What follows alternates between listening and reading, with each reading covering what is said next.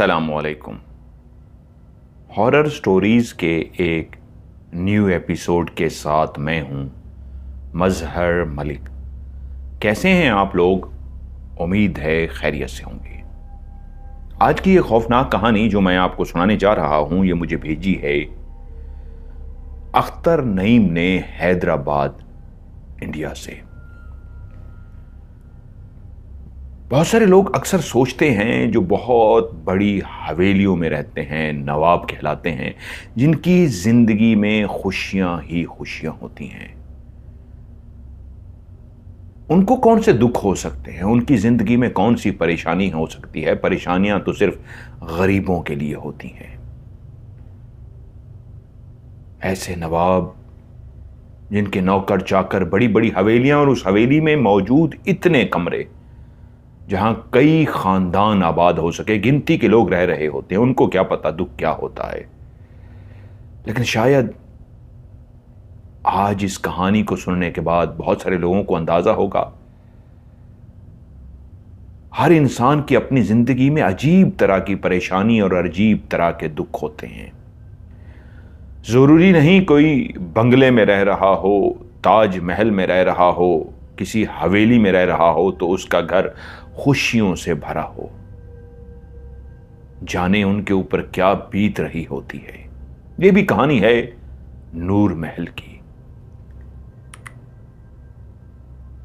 फालकनुमा Hyderabad, India में मौजूद एक ऐसी जगह जहां पे मौजूद था नूर महल,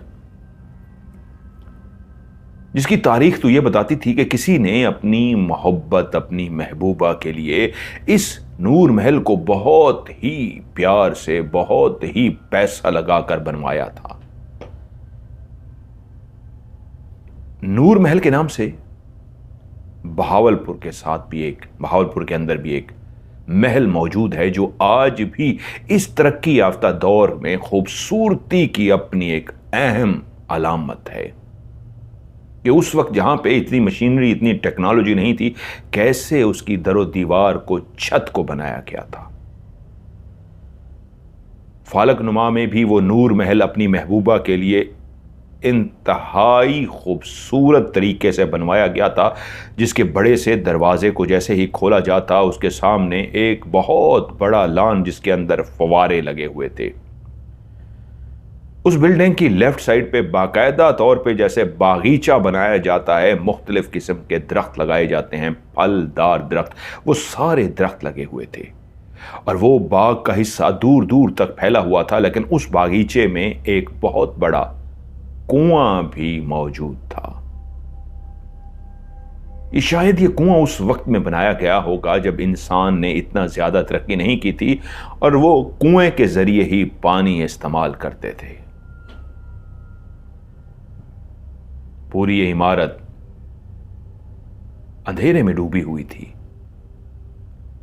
शदीद सर्दी के बावजूद जहां हर जी रूह, हर इंसान, हर हैवान, हर शय उस ठंड से बचने के लिए अपने अपने गर्म लहाफ में सो रहे थे, वहीं पे वो काली चादर ओढ़े उस कुएं के पास खड़ा था। आज चांद की 14 तारीख थी, 14वीं रात थी।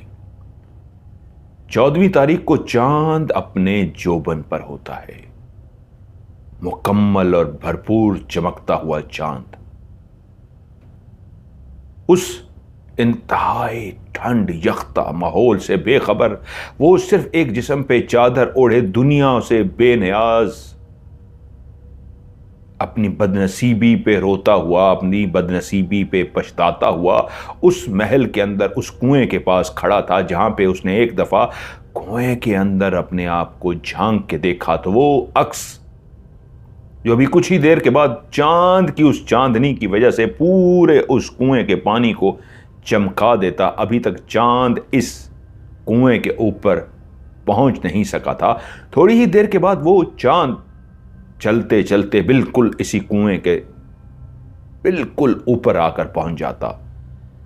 और दो चांद होते हैं, एक आसमान पे चमकने वाला चांद और एक इस कुएं के साकित पानी के अंदर नजर आने वाला चांद। उसी चांद का अक्स जो आसमान पे मौजूद था।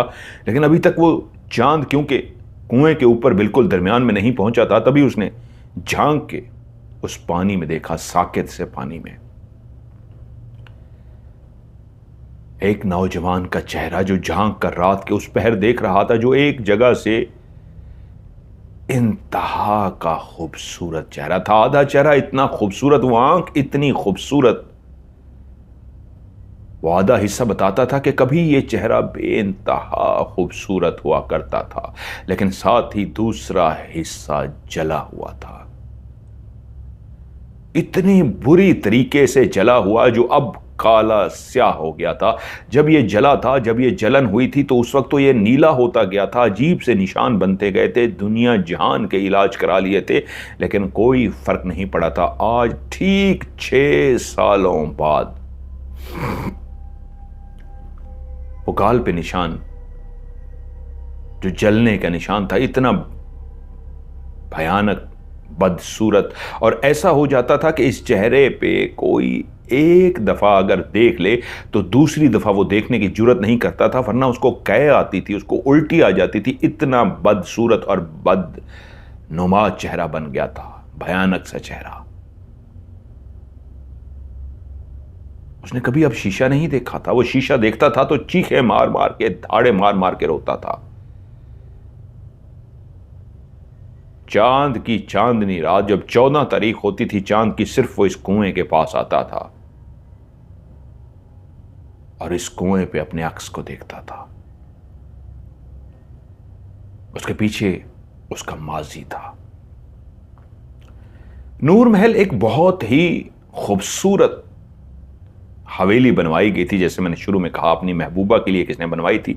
लेकिन उस हवेली के साथ ऐसा क्या हुआ कि बनवाने वाला और उसकी महबूबा पता नहीं इस हवेली में रह सके या नहीं रह सके। लोगों के पास मुख्तलिफ किस्से कहानियां होती हैं, कोई उस हवेली के बारे में कुछ कहता, कोई कुछ कहता, लेकिन वहीं पे कई वाक़यात ऐसे थे जो बहुत ज़्यादा लोग उन वाक़यात की गवाही देते थे। उन लोगों का कहना यह था, कई सालों से बंद इस हवेली के अंदर किसी और जहां की मखलूक आबाद है। एक शख्स जिसने ये गवाही दी थी, उसका कहना यह था कि एक रात को मैं वहां से गुजरने लगा, पैदल सफर कर रहा था, कि मुझे यूं लगा हवेली का ऊपर वाला हिस्सा, 2 मंजिला वो हवेली थी, उसका जो ऊपर वाला हिस्सा था ऐसा था जैसे किसी ने जगमगा दिया हो। उसके अंदर से इतनी रोशनियां निकल रही थी जैसे किसी शादी का मंजर होता है। सिर्फ फर्क यह होता है, इंसान शादी के मौके पे अपनी इमारत को बाहर से कुमकुमे, बत्तियां, बल्ब लगाकर खूबसूरत बनाता है,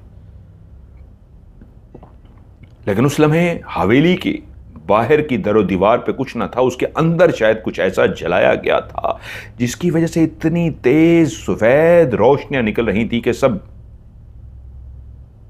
वो रोशनियां उस हवेली के ऊपर वाले हिस्से को, नीचे वाला हिस्सा गुप अंधेरे में डूबा हुआ ऐसे जगमगा रही थी कि वो शख्स देखकर पहले तो चौंक सा गया, कुछ लम्हे खड़ा होकर देखता रहा, फिर उसको एहसास हुआ अब कई सालों से बंद हवेली शायद आबाद हो गई हो।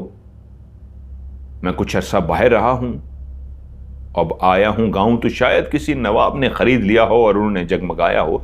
तो वो खड़ा वहीं से उस खूबसूरत मंजर को देख ही रहा था कि तभी उसने देखा हवेली के उस बड़े से लॉन के अंदर उसे 2 से 3 काले स्याह बड़े बड़े साए नजर आए। वो इतने ऊंचे साए थे कि वो किसी इंसान के नहीं हो सकते थे। उन सायों को, अपने उन काले स्याह साए जो थे, शैडो, उसको उसने जैसे ही देखा तो उनको देखने के लिए उसे अपनी गर्दन को ऊपर करके देखना पड़ा। तो वो चौंक गया कि ये कैसे साए हैं, ये तो कोई और ही मखलूक है। उनके बाजू, उनके सर, उनके धड़ को देख के वो इतना डर गया कि उसी लम्हे उसने दौड़ लगा दी। उसने गांव वालों को यह मंजर बताया, लेकिन कोई भी उसकी बात को मानने को तैयार नहीं था। फिर कुछ अरसे बाद उस गांव के उस हिस्से में जहां पे कुआं था, इतनी ज्यादा रोशनियां देखी गई जैसे आसमान से रोशनियां निकल के सीधी इसी कुएं वाले हिस्से में पड़ रही हूं। एक और शख्स ने इसी हवेली के बारे में बताया कि जब वो एक रात इस हवेली के सामने से गुजर रहा था तो हवेली का वो हिस्सा जो दूसरी मंजिल कहलाता था, वहीं उसकी एक खूबसूरत सी बालकनी का दरवाज़ा खुला हुआ था और उसके अंदर उसने एक सफ़ेद लिबास पहने एक हसीन और जमील औरत को देखा, जिसके दूर से ही चेहरा इतना चमक रहा था। रात की उस अंधेरे में भी वो दमकता चमकता चेहरा ऐसा था जैसे उस चेहरे में से रोशनियां निकल रही हों। वो हैरान हो गया कि ये औरत कौन है, क्योंकि वो इसी गांव का रहने वाला था, जानता था ये हवेली तो बंद पड़ी है और उसने कई वाकये सुन रखे थे, तो वो पहले ही समझ गया कि ये इंसान हो नहीं सकती जो रात के इस पैर पूरी अंधेरे में डूबी हुई हवेली, सिर्फ वो एक कमरे की बालकनी जहां पे वो खड़ी है, उस बालकनी से अंदर रोशनी नजर आ रही है और वो खड़ी हुई लड़की जिसके बाल हवा में लहरा रहे हैं, वो ऊपर चांद को तकती जा रही है। सफ़ेद एक इंतहाई कीमती नफीस किस्म का लिबास पहने नीचे की तरफ देखने के बजाय वो ऊपर देख रही है। उस लड़की की खूबसूरती को देख के हैरान हुआ कि तभी उस लम्हे उस लड़की ने, जिसकी गर्दन आसमान की तरफ थी, उसने अपनी गर्दन को नीचे करके उस सामने खड़े हुए शख्स की तरफ देखा तो उसकी चीखें निकल गईं। उसकी आंखें इतनी लाल सुर्ख थीं कि दूर खड़े होने के बावजूद उसकी आंखों को देख के ऐसा खौफजदा हुआ कि उसने वहां से दौड़ लगा दी। उसके बाद उस हवेली से कई लोगों ने मुख्तलिफ आवाज़ों को सुना। वो कहते हैं हम लफ्ज़ों को तो ना समझ सके कि आपस में क्या बात की जा रही है, लेकिन क्लियर आवाज़ें थीं।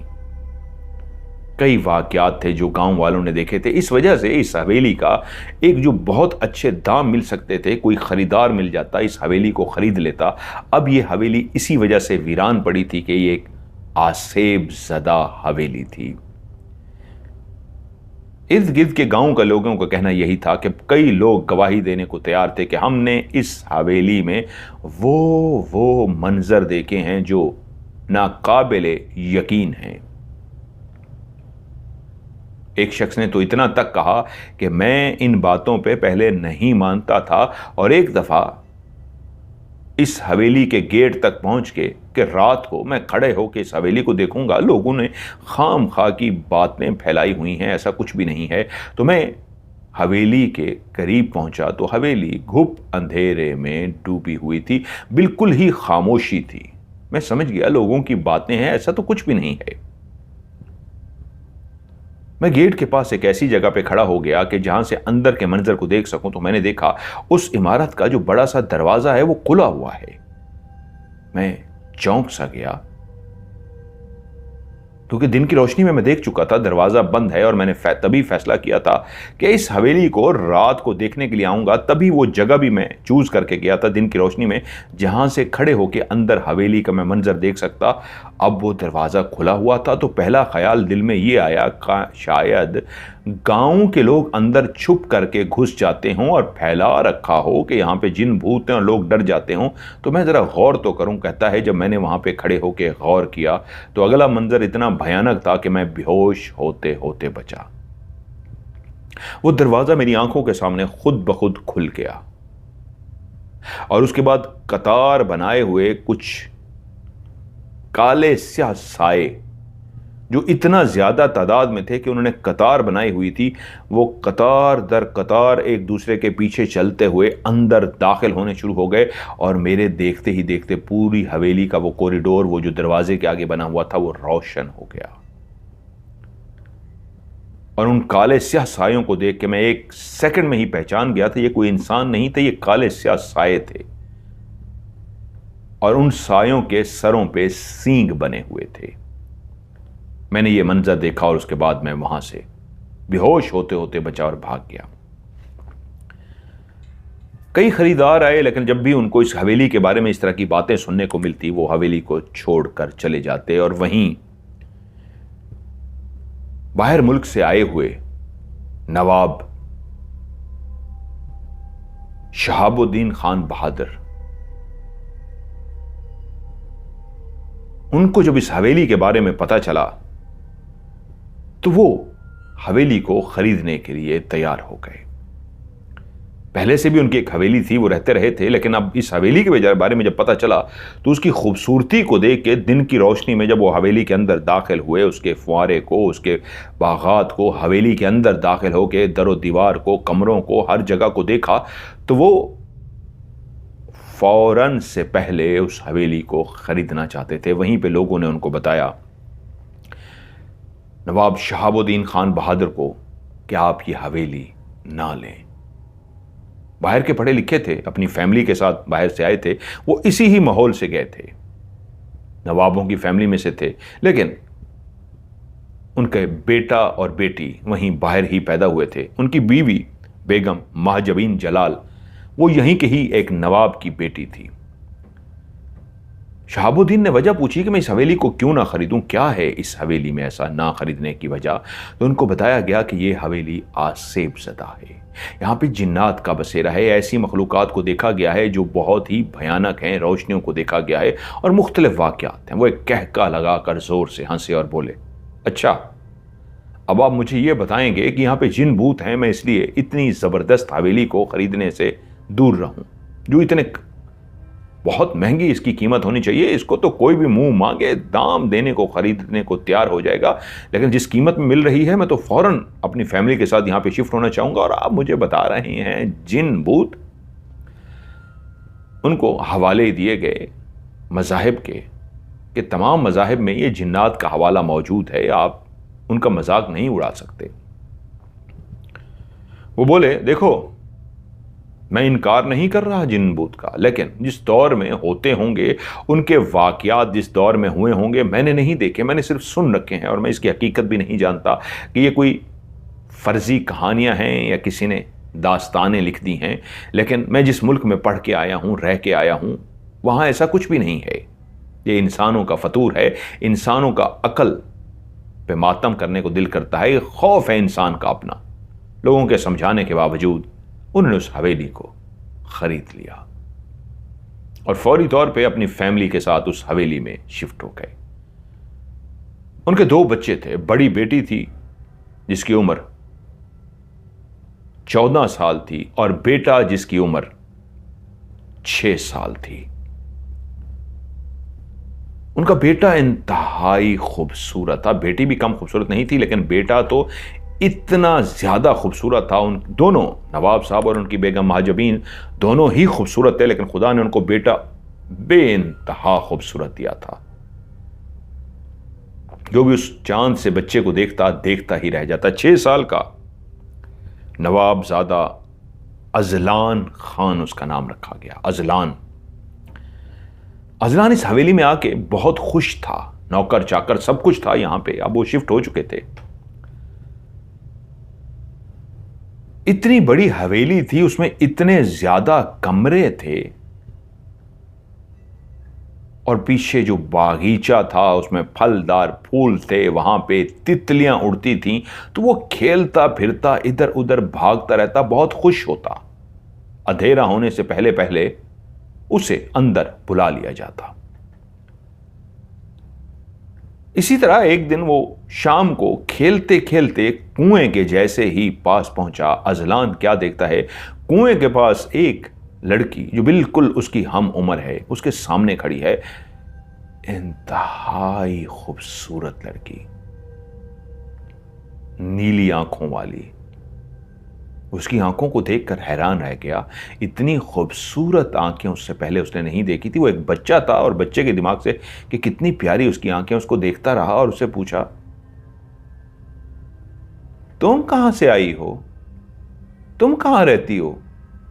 तो वो लड़की जो उसे खड़ी देख रही थी बोली, मैं यहीं रहती हूं। यहां? कहां पे? तुम्हारा कमरा कहां पे है? तो उसने हवेली की तरफ ऊपर यूं देखा और हवेली को देखकर कहा, ऊपर। ऊपर? ऊपर किस जगह पे? वो एक नवाब का बेटा, मासूम बेटा, दौर भी ऐसा था उस वक्त, 7-6 साल के बच्चों को कहां इतनी अकल समझ बूझ होती थी। ये तो आज के बच्चे हैं जो 6 साल में भी बहुत आगे हैं। वो मासूमियत से एक दूसरे से बातें करते रहे और वो उसको बताने में कामयाब हो गई कि वो भी इसी हवेली का हिस्सा है। लेकिन एक बात जो सबसे अहम थी उस लड़की ने बताई, तुम्हें पता है जिस दिन तुम पैदा हुए थे मैं भी उसी दिन पैदा हुई थी। हम दोनों एक ही उम्र के हैं। वो दोनों मासूमियत से एक दूसरे के साथ बातें कर रहे थे और बातों बातों में उसने लड़की से नाम पूछा, तुम्हारा नाम क्या है? तो उसने कहा, जरी। मेरा नाम जरी है। और उसने फौरी बताया, मेरा नाम अजलान खान है। यूं वो पहली मुलाकात ही उन दोनों मासूम बच्चों की दोस्ती में बदल गई। और फिर उसके बाद वो बोली, अब मैं चलती हूं। ये कह के वो भागती हुई बाग में चली गई। उधर से मुलाजिम अजलान खान को बुलाने के लिए आके वो भी अंदर चला गया। उस मासूम अजलान खान के दिल के अंदर उस लड़की की दोस्ती इतनी खूबसूरत साबित हुई कि जैसे ही वक्त होता वह फौरी तौर पे बाहर भागता और खेलता तो वैसे भी था, लेकिन जब से वो जरी उसकी सामने आई थी, नीली आंखों वाली जरी, इंतहाई हसीन और जमील जरी, तो वो उसके साथ खेलता, वो भागते, एक दूसरे को पकड़ने की कोशिश करते। ये तीसरा दिन था। जरी उसके लिए मिठाई लेकर आई। अजलान ने जैसे ही मिठाई खाई तो वो इतनी मजेदार थी कि वो उससे बोला, इतनी मजे की है, ये कहां से लाई हो? वो बोली, मैं बस मेरे बाबा लाए हैं। तुम्हें और चाहिए तो मुझे बता देना, मैं और मंगवा दूंगी। हाँ, मुझे और चाहिए। वो उसके लिए और ले आती। वो ऐसे ऐसे फल और ऐसे ऐसे मिठाई उसको खिलाने के लिए ले आती कि वो खुशी खुशी से खा लेता। और ऐसा जायका उससे पहले उसने कभी नहीं खाया होता था। उनकी दोस्ती इतनी गहरी हो चुकी थी, अब उसको उसके बगैर सुकून नहीं मिलता था।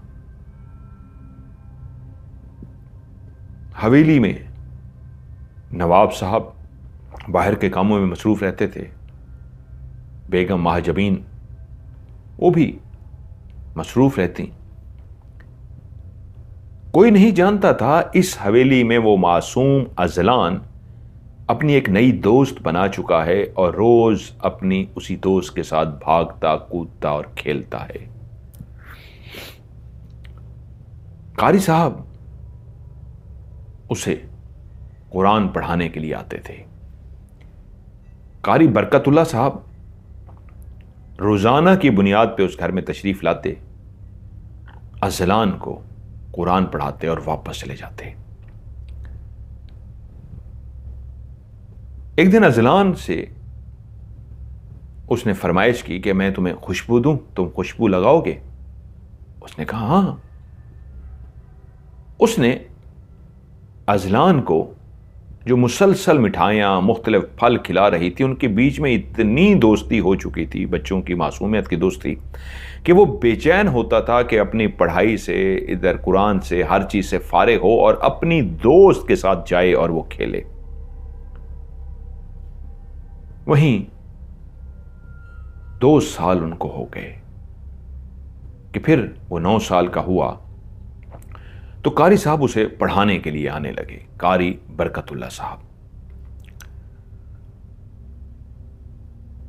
जहां वो उसे खाने पीने के लिए चीजें देती जरी, वहीं पे एक दिन उसने उसे इत्तर ला के दिया। वो इत्तर उसे कहा, ये लगा लो। वो इत्तर उसने क्या लगाया, वो तो आशिक सा हो गया उस खुशबू का। वो 9 साल का अजलान उस इत्तर को लगा के इतना खुश था, इतना खुश था कि उससे पहले वो इतना खुश नहीं था। वो उसकी मिठाइयां, उसकी दोस्ती, उसकी कंपनी से इतना खुश था, इत्तर के बाद तो और भी खुश हो गया।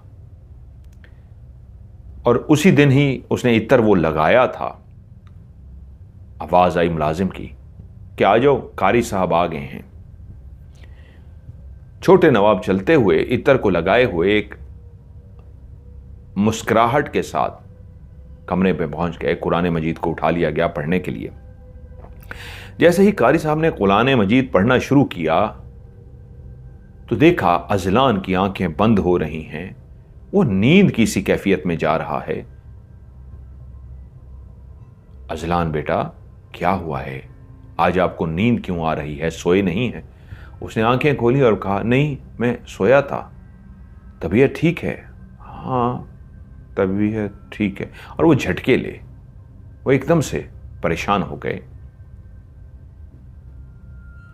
बच्चे की कैफियत को देख के जैसे कुछ समझ ना पा रहे हों।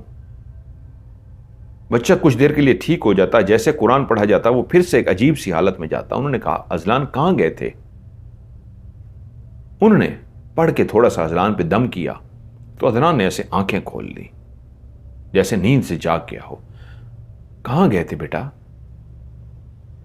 और ये तेज, इतनी तेज तुमने खुशबू क्या लगा रखी है, जो पहले कारी बरकतुल्लाह को महसूस ही नहीं हो रही थी, एकदम से महसूस हुई जब उन्होंने कुरान की आयत पढ़ के उसके ऊपर दम किया। और दम करने से वो होश में आया तो एकदम से तेज खुशबू महसूस हुई। उन्होंने इधर उधर देखा और पूछा, ये खुशबू किसने लगाई है? अजलान ने कहा, मैंने। इतनी तेज खुशबू, ये तो दिमाग पे चढ़ रही है, किसने दी है तुम्हें? मेरी दोस्त ने। कौन सी दोस्त ने? और उससे पूछना शुरू हो गए और उसने सारी बात बता दी। कहां है वो दोस्त? वो कुएं के पास। कहां रहती है? वो उसी कुएं में रहती है। कारी साहब उस बच्चे को लेकर बाहर आ गए, कुएं के पास गए, उस इत्र की शीशी को जो अजलान से ले चुके थे उसको हाथ में पकड़ा और पकड़कर कुएं के अंदर फेंक दिया और कहा, खबरदार जो आज के बाद इस बच्चे से मिलने की कोशिश की तो आज छोड़े देता हूं, आज जाने दे रहा हूं, लेकिन अगर दोबारा इस बच्चे को तंग किया, दोबारा इस बच्चे को कुछ खाने पीने को दिया या इसको इत्र वगैरह दिया तो मुझसे बुरा कोई नहीं होगा। ये पहली और आखिरी वार्निंग है मेरी तरफ से। ये कह के वो अंदर ले आए। अजलान अब फ्रेश हो चुका था उस पढ़ाई की वजह से, लेकिन अजलान ने सारी बात उनको बता दी थी। इल्म वाले तो थे, लेकिन अभी इल्म की उस स्टेज में थे जहां पे इंसान अभी सीढ़ियां चढ़ते हुए आगे पहुंचता है। वो कंप्लीट कामिल नहीं हुए थे, मुकम्मल नहीं सीखे थे, लेकिन अभी इब्तिदा थी सीखने की। इतनी तो समझ गए कि गड़बड़ है। नवाब साहब से मिले तो नवाब साहब को कुछ दिनों के बाद कहा, नवाब साहब आपसे एक बात करनी है।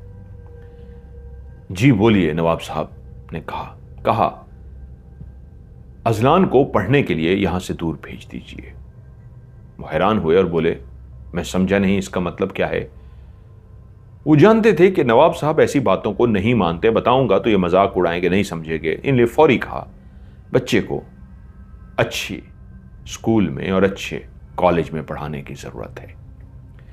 अच्छे कॉलेज में पढ़ेगा, अच्छे स्कूल में पढ़ेगा, यहां पे तो इतना अच्छा नहीं है, आप जिस तरह खुद पढ़े लिखे हैं, तो इसलिए मैं सेंस में कह रहा था। उन्होंने कहा, हाँ वो तो हम सोच रहे हैं। तो कारी साहब बोले, मैंने इसलिए कहा कि अब बच्चा माशाल्लाह बहुत ज़हीन हो गया है, अब उम्र ऐसी हो गई है, दिमाग ऐसा हो गया है, इसको भेज सकते हैं। उन्होंने कायल किया। नवाब साहब ने उसको वहां से दूर शहर में एक स्कूल में दाखिल करा दिया, जहां पे उसने हॉस्टल में रहना था और उसके बाद कॉलेज लाइफ में भी हॉस्टल में गुजारनी थी। वो वहां से शहर तो आ गया पढ़ने के लिए, लेकिन वो अफसुर्दा था, दुखी था। उसकी दोस्त उससे दूर हो गई थी। वो तो उससे खाने पीने की चीजें ला कर देती थी, मजे मजे के खाने, मजे मजे की मिठाइयां, और कारी साहब ने उसे दूर कर दिया था, उसे मना कर दिया था। उसे कुछ समझ ना आया। उधर स्कूल की लाइफ चलती रही और स्कूल की लाइफ से वो कॉलेज लाइफ में पहुंच गया। वो कॉलेज के अपने कमरे के अंदर, हॉस्टल के अंदर रात के 1 बजे लेटा हुआ था कि बाहर ठक ठक ठक ठक ठक ठक ठक ठक दरवाजा खटखटाया गया। उसने यही सोचा कि वार्डन होगा, चौकीदार होगा, लेकिन रात के इस वक्त तो वो नहीं आ सकते, वो तो 8-9 बजे चक्कर लगा के चले जाते हैं। ये कोई स्टूडेंट ही होगा। वो अपनी जगह से उठा, उसने दरवाजा खोला। इससे पहले कि वो दरवाजा खोलता उसने पूछा, कौन? तो आवाज सुनाई थी, जरी। उसने जल्दी से दरवाजा खोल दिया और जरी कमरे के अंदर दाखिल हो गई।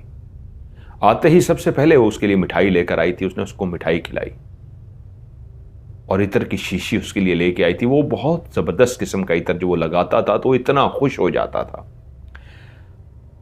और फिर वो बैठकर ढेरों बातें करते रहे।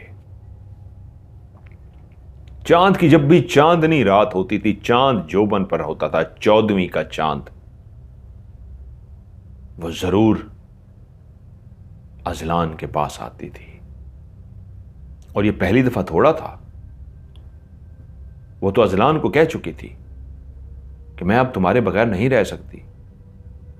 क्योंकि जब अजलान अपनी हवेली को छोड़कर इसी शहर के स्कूल में पहुंचा था,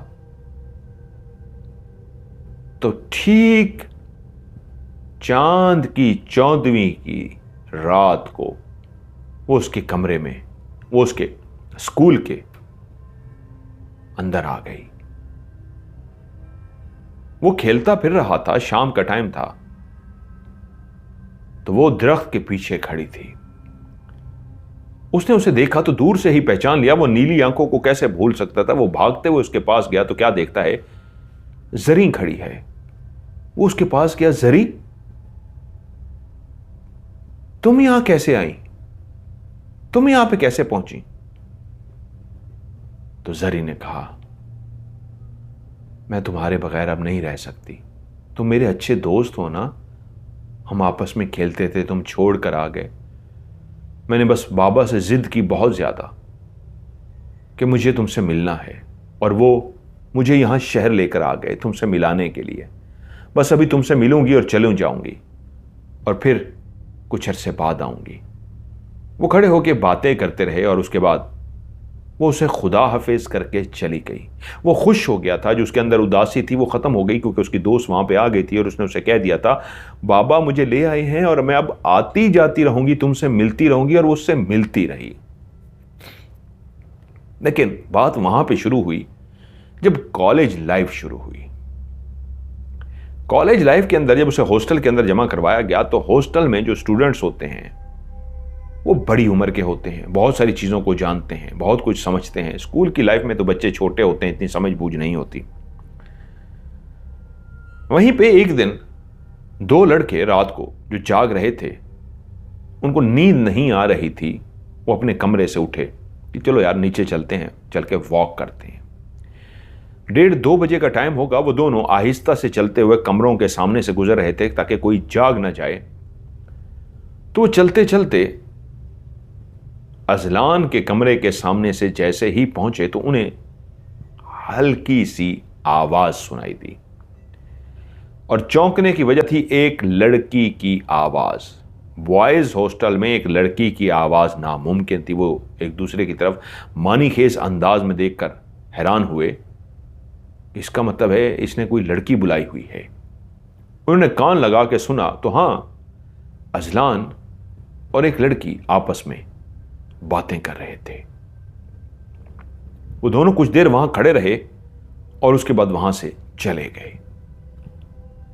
उन्होंने अपने जो बेस्ट फ्रेंड थे एक दो, उनके साथ भी ये बात शेयर की कि अजलान के कमरे से इस तरह लड़की की आवाज आ रही थी। लेकिन कुछ दिनों के बाद एक और लड़के ने देखा, चांद की 14वीं रात थी, उसे भी चांद बहुत पसंद था। वो बाहर निकला चांद को देखने के लिए। क्यों, क्या देखता है, कॉरिडोर जहां पे चांद की रोशनी उस कॉरिडोर के अंदर भी पड़ रही है, वहां पे अजलान खड़ा हुआ है, और इस अंदाज में खड़ा है जैसे उसके सामने भी कोई है और वो किसी से खड़ा बातें कर रहा हो। वो हाथ भी हिला रहा था, किसी से बातें कर रहा था, और वो बातें करते करते चुप हो जाता और फिर उसके बाद बात करना शुरू कर देता। वो लड़का काफी फासले पे था, उनकी बातें तो ना सुन पाया, लेकिन क्लियर उसको पता लग गया कि ये अकेला नहीं खड़ा, किसी से बातें कर रहा है। लेकिन कैसे पॉसिबल है वो जिससे बातें कर रहा हो नजर ना आ रहा हो? वहां कोई नहीं था। उसे इस बात पे हैरत हुई। फिर एक दो और लड़कों ने उसके कमरे से लड़की के बोलने की आवाज सुनी। बॉयज हॉस्टल में ये बातें छुपी नहीं रह सकती। किसी के कमरे में लड़की हो, और ये दौर भी वो था जिस वक्त, अब तो शायद वक्त बदल गया है, कोई तब्दीलियां आ गई हैं। उस दौर में तो बॉयज हॉस्टल में लड़की का होना नामुमकिन होता था। चौकीदार जो था उसके कानों तक ये भनक पड़ गई। उसे कहा गया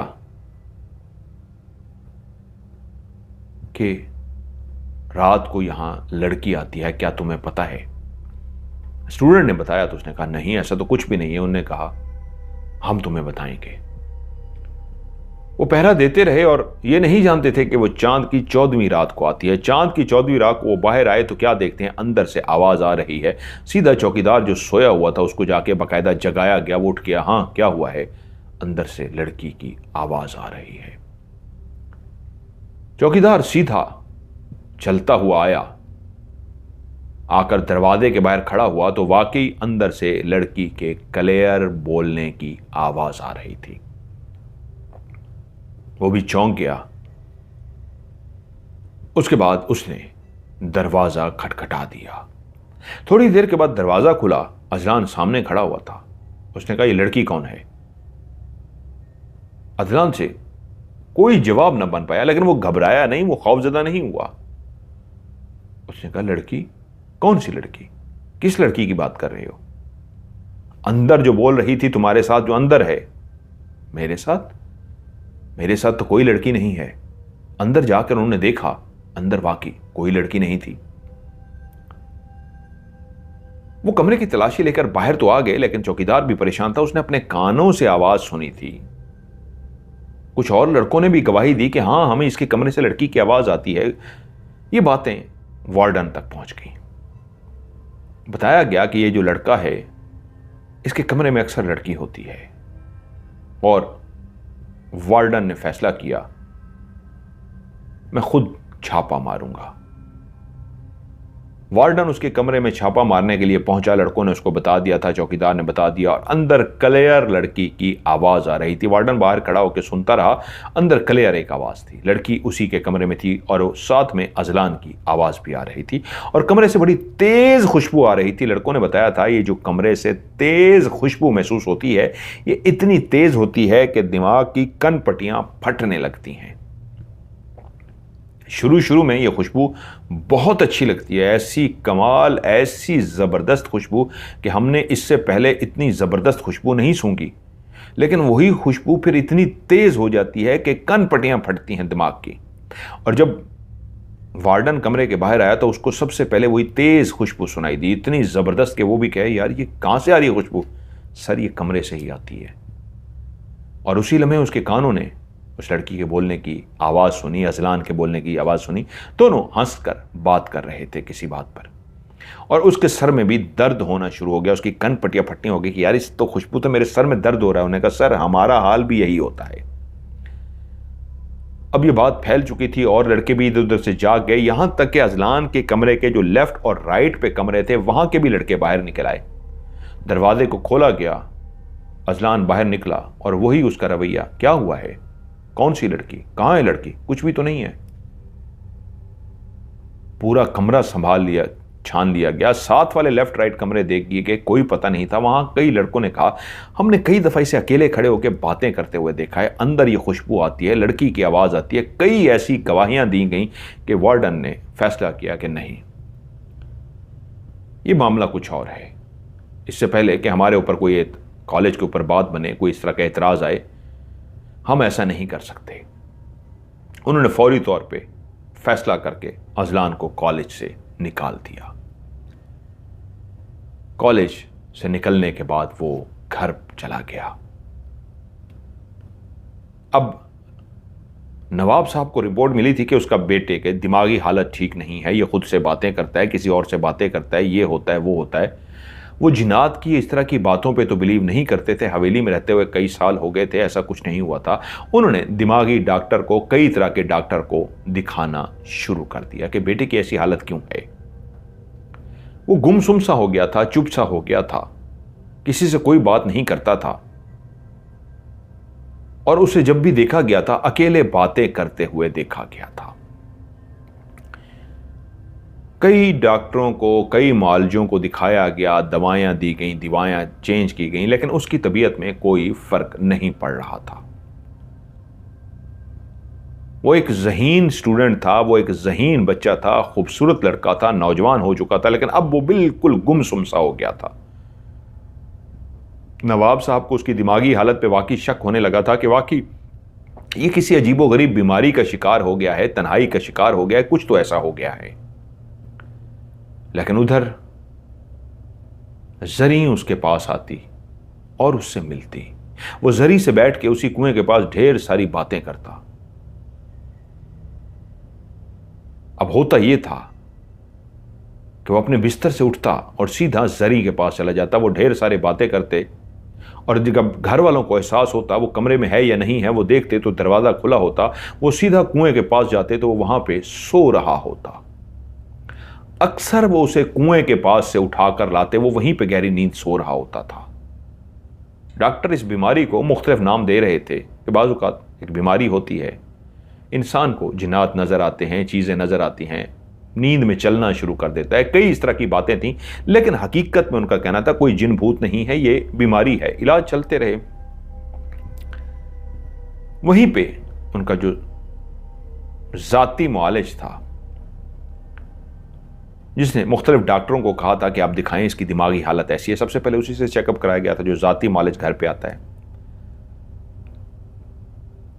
अब वो सर पकड़ कर बैठे थे नवाब साहब कि क्या अजलान का करें, ये क्या है। तो ज़ाती मालिज ने कहा, नवाब साहब मैं आपको एक मशवरा दूं, बाज़-औक़ात शादी के बाद ये मामलात खुद ब खुद ठीक हो जाते हैं। ये नौजवान है,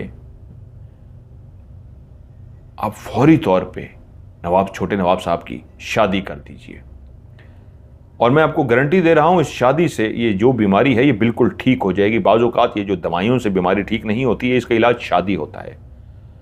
नवाब साहब बोले, ठीक है, मुझे आपका ये मशवरा अच्छा लगा है, मैं इसके लिए लड़की ढूंढ के जितनी जल्दी हो सकता है इसकी फौरी शादी कर देता हूं।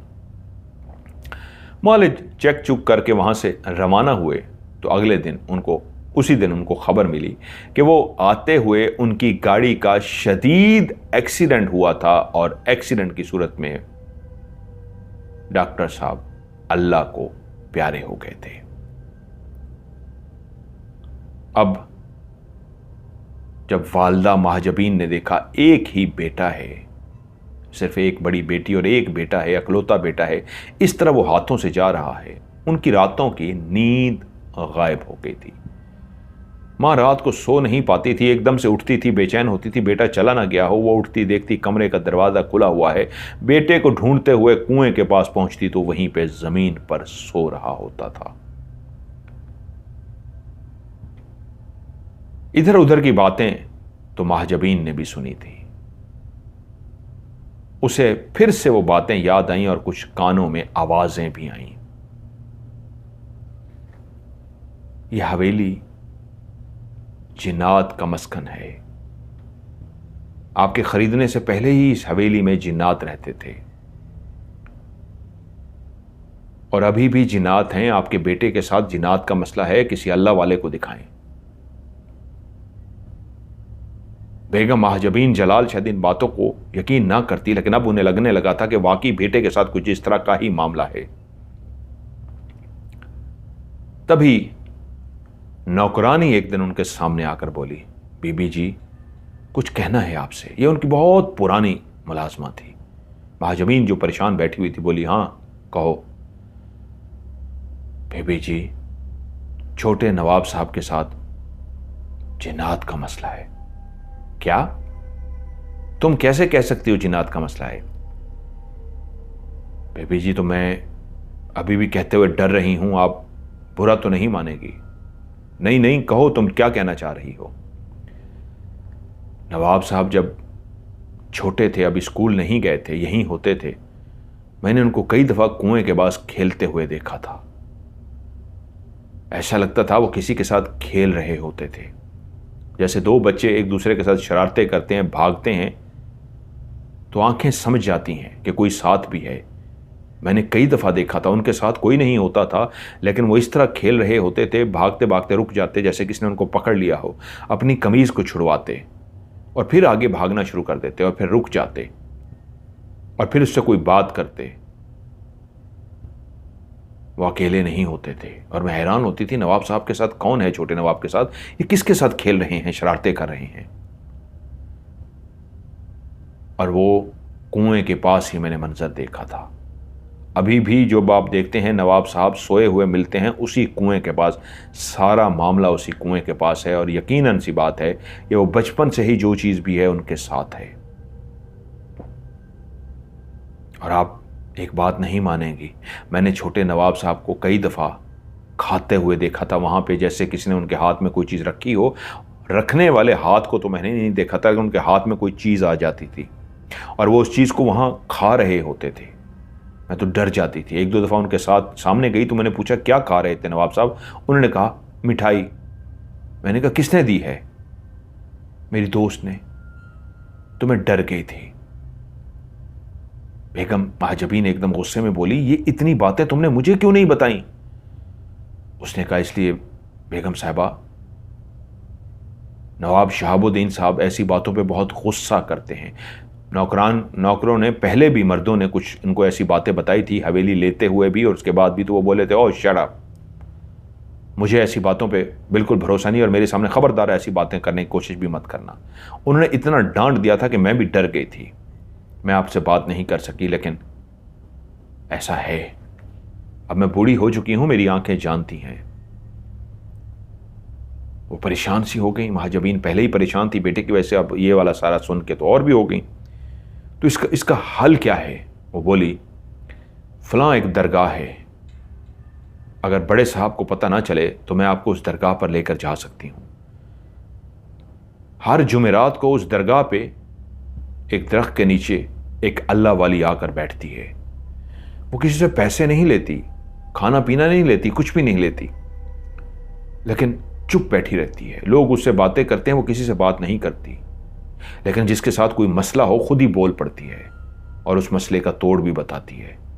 अगर आप कहें तो मैं आपको साथ लेकर जा सकती हूं।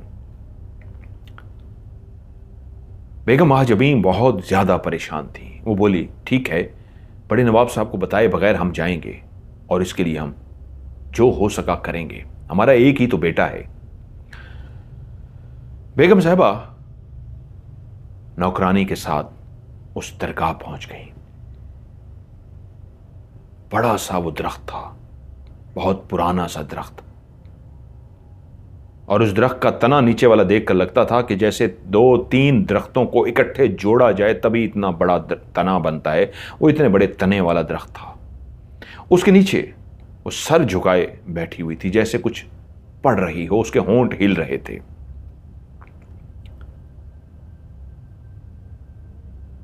वो अल्लाह वाली ने जैसे ही बेगम साहबा और उसके साथ मुलाजमा को देखा तो अपनी आंखें खोल दी और कहा अकेली क्यों आई हो? उसको भी तो साथ लेकर आओ। अभी कोई बात भी नहीं हुई थी, कोई सवाल जवाब भी नहीं हुआ था, खुद ही बोल पड़ी। जो बोलती नहीं थी, लोगों को जवाब नहीं देती थी, जिनके साथ मसला होता था तो बोलती, तो बोली अकेली क्यों आई हो? उसको भी तो साथ लेकर आओ। जाओ उसे लेकर आओ। और फिर से आंखें बंद की, पढ़ना शुरू हो गई। बेगम साहबा को यकीन हो गया कि ये वाकई पहुंची हुई है। घर पहुंची और बेटे से कहा चलो। बेटा कहे नहीं, मैंने कहीं नहीं जाना। मां ने जबरदस्ती की, मुलाजमों को बुलाया कि इसे जबरदस्ती गाड़ी में डालो। जबरदस्ती उसे पकड़कर गाड़ी में बिठाया गया और जबरदस्ती उस दरगाह तक पहुंच तो गए। जैसे ही गाड़ी से उतार के उसको बांध के एक तरह से जबरदस्ती करके उस अल्लाह वाली के सामने पहुंचाया गया, तो उसने जैसे ही सामने रस्सियों से बंधे हुए अजलान को देखा, उसकी आंखों में ऐसी कशिश थी कि अजलान, जो अभी तक अपने आप को छुड़वा रहा था, अभी तक एक फुदक रहा था, एकदम से पुरसकून हो गया और उसकी आंखों ने उसे बैठने का इशारा किया तो वो चुप करके नीचे जमीन पर बैठ गया। और वो बोली वो बहुत ताकतवर जिनजादी है, बचपन के से इसके साथ जुड़ी है, वो इससे इश्क करती है, बेइंतहा इश्क। वो इसका पीछा छोड़ने वाली नहीं है। वो कोई आम जिनजादी नहीं है, बहुत बड़े कबीले की जिनजादी और बहुत ताकतवर जिनजादी है। उससे इसका पीछा छुड़वाना बहुत मुश्किल है, लेकिन हां, एक काम मैं कर सकती हूं। तुम्हें धागा बनाकर देती हूं। ये धागा इसके हाथ में डाल दो, कलाई पर, और चांद की 14वीं तारीख तक ये धागा इसकी कलाई पर रहे। और जैसे ही चांद की 14वीं तारीख गुजर जाएगी, चांद की 15 तारीख हो जाएगी, तो इसकी जान उस जिनजादी से छूट जाएगी। लेकिन एक बात याद रखना, इसके दोनों हाथों में ये धागे होंगे, लेकिन वो बहुत ताकतवर जिनजादी है। वो इन धागों को खोलने के लिए हर जतन करेगी, हर कोशिश करेगी। बस इस धागे को ना खोलने देना। ये धागा खुल गया तो सब खत्म। और अगर ये धागा इसके हाथों में बंधा रहा और चांद की 14वीं भी गुजर गई, 14वीं की चांद तक, क्योंकि अभी 14वीं की चांद आने में 12 दिन हैं, 12 दिन गुजर गए, 13वां दिन शुरू हो गया, तो समझो तुम्हारे बेटे की जान बच गई। वरना मैं अभी से कहती हूं, ये धागा मत पहनाओ इसे, वरना सबको नुकसान हो जाएगा। बेगम महाजबीन ने कहा, मैं पूरी कोशिश करूंगी, चाहे मुझे कुछ भी करना पड़ा, मैं अपने बेटे को इस धागे को पहना के रखूंगी और किसी सूरत नहीं उतरने दूंगी। दोनों हाथों में धागों को बांध दिया गया। उस अल्लाह वाली ने कोई पैसा नहीं लिया और कहा, जाओ आप इसकी हिफाजत करो। मुलाजमों से जाते ही कह दिया बेगम साहबा ने, नवाब साहब को कमरे में रखकर बाहर से ताला लगा दिया जाए और एक मुलाजिम दिन रात इस कमरे की पहरा देगा। मुख्तलिफ ड्यूटियां बदलती रहेंगी, कोई दिन को, कोई रात को, कोई सुबह, पहरा देता रहेगा। खाना भी इस अंदाज में दिया जाएगा कि जो खाना देने के लिए जाएगा वो अंदर खाना देगा तो बाहर ताला लगा दिया जाएगा और नवाब साहब को बाहर नहीं आने देना। नवाब साहब को, छोटे नवाब को कमरे में बंद कर दिया गया, ताला लगा दिया गया और मुलाजिम बाहर पहरा देने लगे। उधर एक काली स्याह बिल्ली जो बहुत तगड़ी थी, उस हवेली को रात होते ही कुएं के साइड से निकली और हवेली के इधर उधर उसने चक्कर लगाना शुरू कर दिया। वो हर तरफ जा सकती थी, लेकिन सिर्फ वही एक कमरा था जिसकी तरफ वो नहीं जा पा रही थी और वो जान गई थी। डोरी बांध दी गई है, अब उस कमरे के करीब भी नहीं भटक सकती। उस दरवाजे तक तो जा सकती है, कमरे के दरवाजे के अंदर नहीं जा सकती थी। तभी वो जान गई ये सब काम उसी मुलाजमा ने किया है। उसने अगली रात मुलाजमा के कमरे के बाहर चक्कर लगाने शुरू कर दिए। मुलाजमा ने जब देखा कि कोई कमरे के बाहर फिर रहा है, तो उसने खिड़की से झांका तो एक काली स्याह बिल्ली थी जो कमरे के बाहर इधर से उधर चक्कर लगा रही थी। उस बिल्ली की आंखें लाल सुर्ख थीं और वो इधर से उधर चक्कर लगाते हुए जब आगे की तरफ गई तो उस मुलाजमा ने, जिसने बेगम साहबा को वो अल्लाह वाली के पास लेके गई थी, अपने कमरे के अंदर से एक मोटा सा डंडा उठाया और वो डंडा उठाकर उस बिल्ली के पीछे चल पड़ी। बिल्ली चलती हुई बेचैनी के साथ इधर उधर देखती हुई उसी कमरे की तरफ जा रही थी जो कमरा छोटे नवाब का था। बिल्ली एक जगह पे जाकर रुक गई और जैसे ही जमीन पे बैठी, उस नौकरानी ने एक जोरदार डंडा बिल्ली के वजूद पे दे मारा। वो इतनी जोर से बिल्ली को लगा कि बिल्ली के मुंह से एक जोरदार चीख निकली। दर्द से वो चीखी थी और उसी लम्हे चीखते हुए बिल्ली वहां से भाग गई। मुलाजिम भी जो कमरे के बाहर पहरा दे रहा था भागता हुआ आ गया, देखा मुलाजिमा के हाथ में डंडा है, पूछा क्या हुआ। कहा एक काली स्याह बिल्ली थी, उसकी आंखों को देख के मुझे डर लग गया, जैसे ये बिल्ली नहीं कोई और मखलूक थी, और मैं समझ गई जिस तरह वो बेचैन थी, मैंने उसी को डंडा मारा है। और मुलाजिम बोला, क्या पता बिल्ली ही हो, आपने क्यों बेचारी बिल्ली को मार दिया, ऐसा क्यों किया। उसने कहा नहीं, मैं उसको काफ़ी देर से खिड़की से पहले देखती रही हूँ, इधर से उधर वो टहल रही थी, लेकिन जिस तरह की उसकी आंखें थी, जिस तरह की उसकी बेचैनी थी, वो बिल्ली नहीं थी, वो कोई और चीज़ थी। बहरहाल अब तो वो चली गई है, अब नहीं आएगी। ये कह के मुलाजमा अपने कमरे में सोने चली गई। जब सुबह हुई तो क्या देखा गया कि मुलाजमा को जगाया गया, बार बार दरवाज़ा खटखटाया गया, दरवाज़ा नहीं खोला गया। दरवाजे को तोड़ा गया तो क्या देखते हैं, मुलाजमा, वो बूढ़ी मुलाजमा अपने बिस्तर पर मुर्दा हालत में पड़ी है। उसके चेहरे पे इस तरह की खराशें हैं जैसे किसी ने उसके वजूद को, सीने को, चेहरे को, बाजू को नाखूनों से छलनी कर दिया हो। उसके मुंह पे, बाजू पे, सीने पे, हर जगह पे ऐसे नाखून थे, लहूलुहान उसका चेहरा था कि उसको मार दिया गया था। उसका वजूद से गोश्त कई जगह से उखड़ा हुआ था, जैसे किसी ने पंजे मार मार के उसके वजूद को भी उधेड़ दिया हो। वो मर चुकी थी। नवाब साहब जो इन बातों को नहीं मानते थे, उनको सारा कुछ ये बताया गया। नवाब साहब को ये बात भी बता दी गई कि छोटे नवाब के साथ वाकई इस तरह का मसला है। एक अल्लाह वाली से राब्ता किया गया है और उस अल्लाह वाली ने धागे वगैरह दिए हैं जो उनको पहना दिए गए हैं, जिसकी वजह से उनको कमरे में बंद कर दिया गया है और 15 दिन तक उनको निकलने नहीं देना। जब 14 तारीख चांद की हो जाएगी तो अगले दिन वो निकल सकते हैं और जान छूट जाएगी। बीवी ने बहुत मिन्नत समाजत की कि मैं जानती हूं आप नहीं मानते, लेकिन खुदारा चुप रहें। वो मजबूरी में खामोश तो हो गए, लेकिन मानने को तैयार नहीं थे। लेकिन उससे अगली रात जो वाकया हुआ, उनको भी यकीन हो गया नवाब साहब को कि बेगम ठीक कह रही थी। उनकी बेटी सीढ़ियों से नीचे उतर रही थी कि बाकायदा किसी चीज़ ने उसको धक्का दिया और नवाब साहब की बड़ी बेटी सीढ़ियों से लड़खड़ाती हुई नीचे जाकर गिरी। उसके सर में चोट लगी थी, उसके सर से खून बहना शुरू हो गया और वो बेहोश हो गई।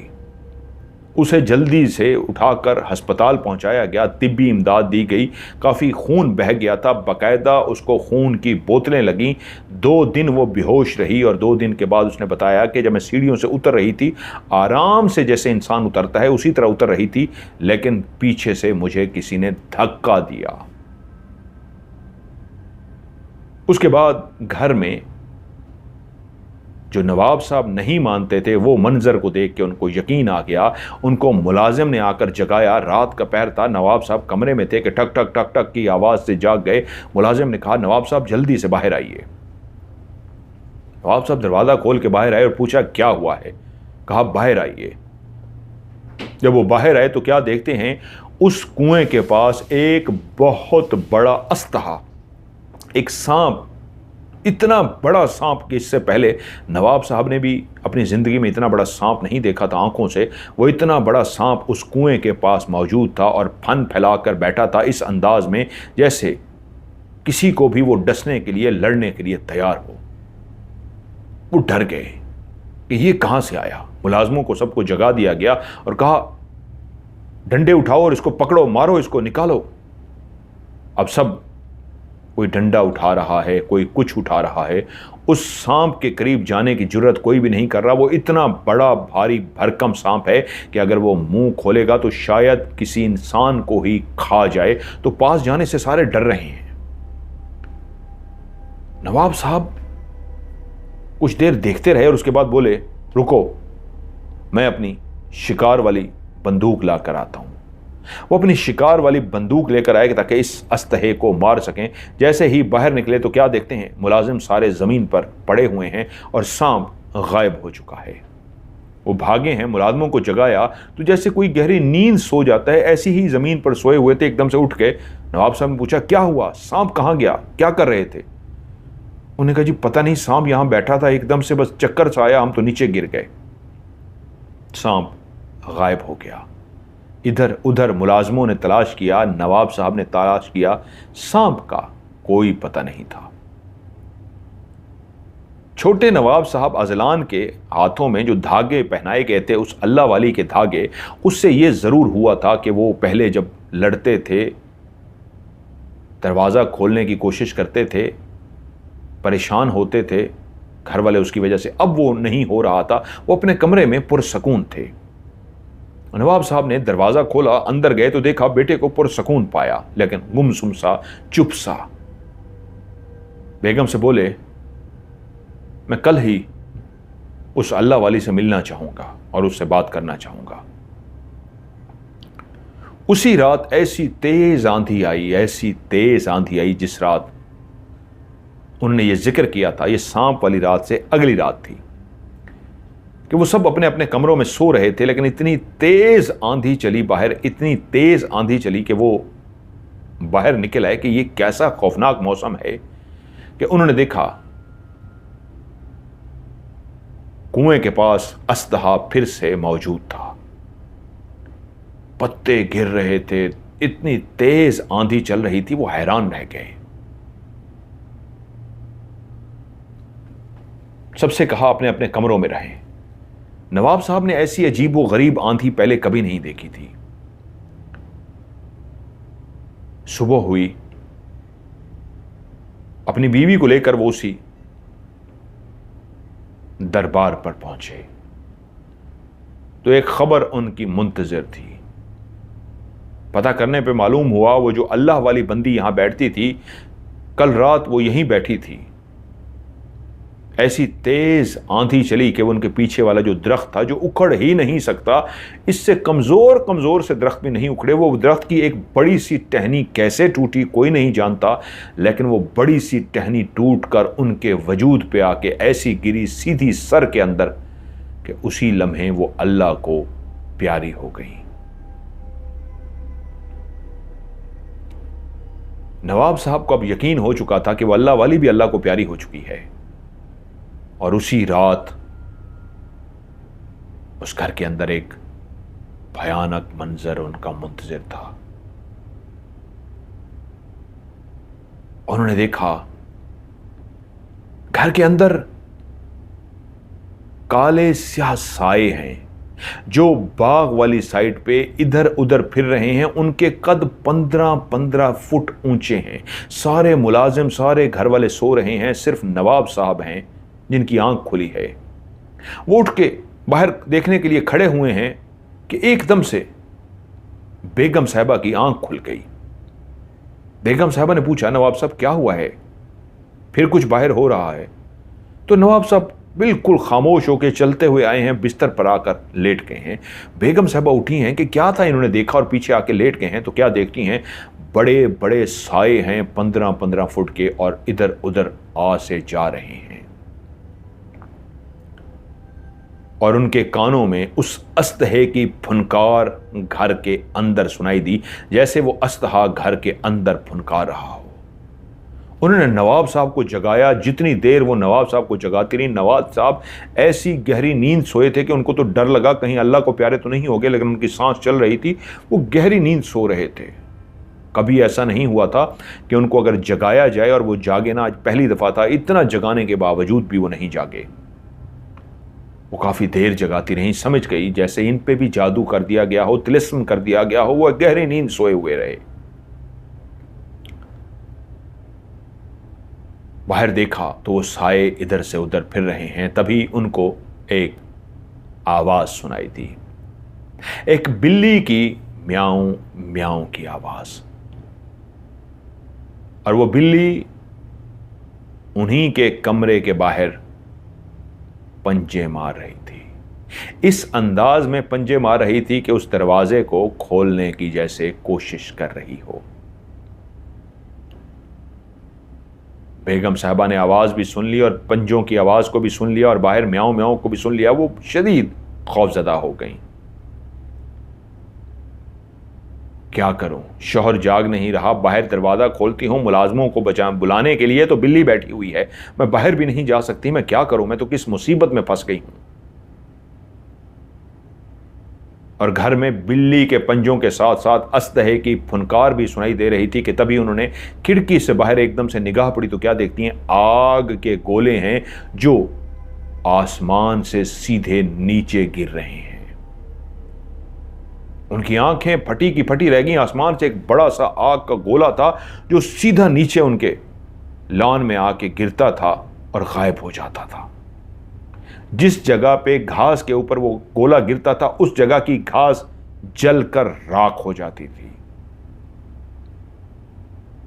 वो ये सारे भयानक मंजर देखती रहीं, बैठकर रोना शुरू हो गई कि या खुदाया, हम किस मुसीबत में फंस गए हैं।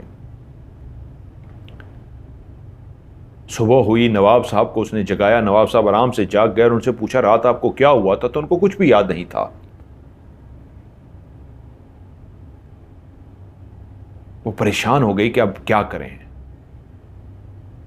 नवाब साहब किसी काम से घर से बाहर चले गए। लगता था नवाब साहब के ऊपर भी जैसे असर हो गया हो। वो बेटे की वजह से शदीद जो परेशान हो गए थे, जिनको पहले यकीन नहीं था, अब उनको यकीन हो चला था कि बेटे के साथ कोई जादू का मसला है। लेकिन आज उठते ही उनका रवैया ऐसा था जैसे उनको कुछ भी याद नहीं, जैसे कोई बात सुनने को तैयार नहीं, बिल्कुल नॉर्मल भी थे। और घर के उस टॉपिक पे कि बेटे के साथ क्या हो रहा है कुछ याद नहीं। और इस तरह बाहर काम का कह के चले गए जैसे नॉर्मल हो, जबकि घर के अंदर कयामत आई हुई थी। नौकरानी मर चुकी थी, बेटी 2 दिन अस्पताल रह के आई थी, घर में इतना तूफान हो चुका था और नवाब साहब सुकून से चले गए। बेगम मुमताज सर पकड़े हुए बाहर बैठी थी कि दरवाजे के बाहर एक सदा आई, कोई है जो भूखे को खाना खिला दे। बहुत ही बूढ़ी सी आवाज, कोई है जो भूखे को खाना खिला दे। वो दरवाजे के सामने ही बैठी थी, सर पकड़े, उनको यहां तक होश नहीं था। अभी अंधेरा फैला नहीं था, आहिस्ता आहिस्ता शुरू हुआ था कि उन्होंने मुलाजिम को आवाज देने के लिए जैसे ही मुंह खोलना चाहा तो उस बूढ़ी फकीरनी की सदा लगाती हुई आवाज आई, बेटे की वजह से परेशान है ना। तो एकदम से वो चौंक गई, मुलाजमा को आवाज देते देते रुक सी गई और उस बूढ़ी की तरफ देखी जो बाहर थी। जल्दी से चलती हुई बाहर गई, दरवाजा खोल दिया। देखा एक सामने इंतहाई बूढ़ी औरत खड़ी है, बहुत बूढ़ी, चेहरा झुर्रियों से भरा हुआ है, काला स्याह चेहरा है, बहुत ही ज़ईफ है, कांप रही है, एक डंडे के सहारे खड़ी है। इतना वजूद में ताकत नहीं है सीधी खड़ी हो सके, डंडे के सहारे अपने वजूद को रोका हुआ है। और बेगम साहिबा ने कहा, हां बेटे की वजह से परेशान हूं। तो बोली, भूखे को खाना खिला, तेरा बेटा उससे आजाद हो जाएगा। वो बहुत ताकतवर है, उसने तेरे बेटे को जकड़ लिया है, तेरे बेटे को कोई आजाद नहीं करा सकता। वो हर सूरत तेरे बेटे को अपने साथ ले जाएगी। हां तो मुझ बूढ़ी को खिला दे तो फिर मैं तुझे जरूर ऐसा कुछ दूंगी कि तेरे बेटे की उससे जान छूट जाएगी। जा अपने हाथ से खाना लेके आ मेरे लिए। बेगम साहब भागी, अंदर से खाना लिया, जल्दी से आके उसके सामने रख दिया खाना। ये ले अम्मा खाना। उस बूढ़ी ने लुकमा तोड़ा, उसके हाथ इतना कांप रहे थे कि वो लुकमा अपने मुंह के पास ले जाती, लुकमा उसके हाथ से गिर जाता। वो फिर लुकमा उठाती, मुंह के पास ले जाती, लुकमा गिर जाता। और कहा, ये लुकमा मेरे मुंह में डाल दे। उसी लुकमे को जो उसने तोड़ा था बेगम साहिबा ने उठाया और उसके मुंह में डाल दिया। वो मुस्कुराई और बोली, वो बचपन से तेरे बेटे के साथ है। जिस दिन तेरा बेटा पैदा हुआ था वो भी उसी दिन पैदा हुई थी। वो दोनों हम उम्र हैं और वो उस पे आशिक हो गई है। वो एक ताकतवर कबीले से है। तुम्हारे बेटे की ऐसे जान नहीं छूट सकती। लेकिन तूने मुझे लुकमा खिलाया है ना, मैंने तेरे घर का नमक खा लिया है। और जब हम लोग फकीर किसी के घर का नमक खा लेते हैं तो फिर उस घर पे एहसान जरूर करते हैं। उसने कांपते हाथों के साथ अपनी एक अंगूठी उतारी। अंगूठी उतारते ही कहा, सिर्फ कल की रात है तेरे पास। अगर कल की रात गुजर गई तो समझ तेरा बेटा आजाद हो गया। अगर कल की रात वो तेरे बेटे को ले गई तो खत्म, तेरा बेटा चला जाएगा। इस अंगूठी को तू अपने बेटे के हाथ में पहना दे। ये अंगूठी नहीं है, इस अंगूठी के साथ कई मुअक्कलात जुड़े हैं। ये मुअक्कलात तेरे बेटे की हिफाजत करेंगे, तेरे बेटे को नुकसान नहीं होने देंगे। तेरे बेटे ने अगर ये अंगूठी अपने हाथ में पहन ली और इस उंगली में, इस वाली उंगली में अगर अंगूठी पहन ली तो ये 14 जिन हैं इस अंगूठी के साथ। ये 14 के 14 जिन तेरे घर की इर्द गिर्द हिफाजत करेंगे। और हाँ, उसके हाथ में जो डोरियां तूने बांध रखी हैं वो उस अल्लाह वाली ने दी थी ना, अधूरा काम किया था, जिन्नात को और गुस्सा दिला दिया। पूरा काम करती तो खुद भी ना मरती और जिन्नात भी चले जाते। उसकी उसी डोरी की वजह से तो तेरे घर पे आफत आई हुई है, तेरा शौहर अनजान हो गया है। और वो इतनी ताकतवर है कि तेरे शौहर को, तुझे, तेरे पूरे खानदान को मार के अपने साथ ले जाएगी। उसी डोरी ने ही तुम लोगों के ऊपर आफत डाल दी है। उतारो उस डोरी को, कुछ नहीं कहती। सबसे पहले ये उंगली में अंगूठी पहना देना। जैसे ही अंगूठी पहनाओगी तुम्हारे बेटे के दिल को कुछ होगा तो फौरन ये उतार देना डोरियां उसकी, उस अल्लाह वाले की। डोरियां उतर गई तो ये अंगूठी पहला लेना। जा, तेरे बेटे की जान बख्शी हो जाएगी। और उसके बाद वो वहाँ से खड़ी हुई, अंगूठी बेगम साहबा के हवाले की। बेगम साहबा ने पूछा आपको कुछ चाहिए, ये वो नजराना? उसने कहा नहीं, तेरे घर का नमक खाया है, जा, तेरा काम कर दिया है।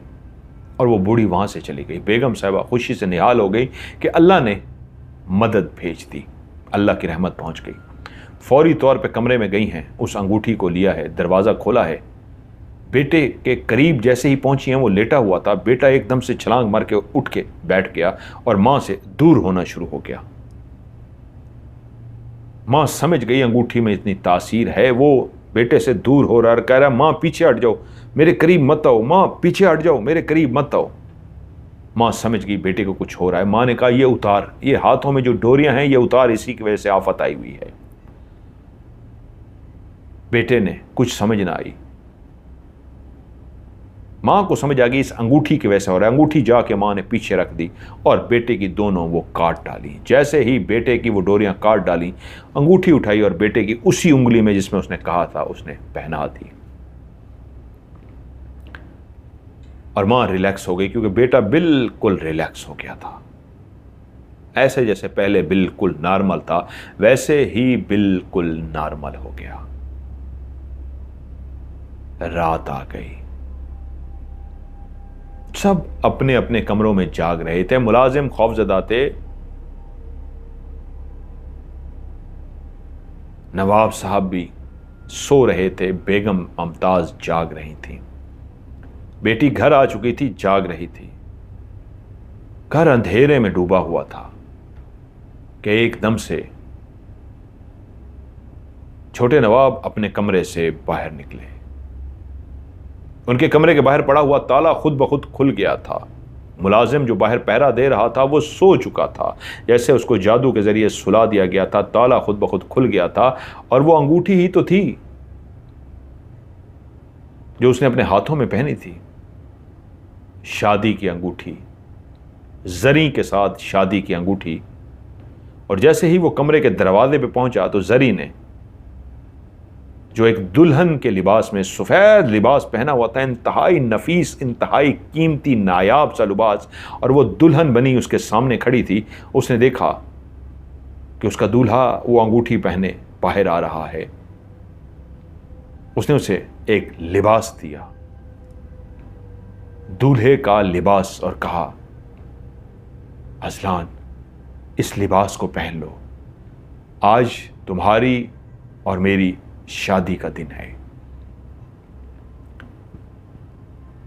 अजलान ने ठक से वो लिबास पहन लिया और लिबास पहनते ही वो इत्र उस लिबास पे जो पहले ही लगा हुआ था, जिसकी खुशबू हमेशा अजलान को जनूनी पागल कर देती थी, वो पहले ही इत्र की खुशबू से दीवाना हो चुका था। वो उसका हाथ थामे उसी कुएं के पास पहुंच गई।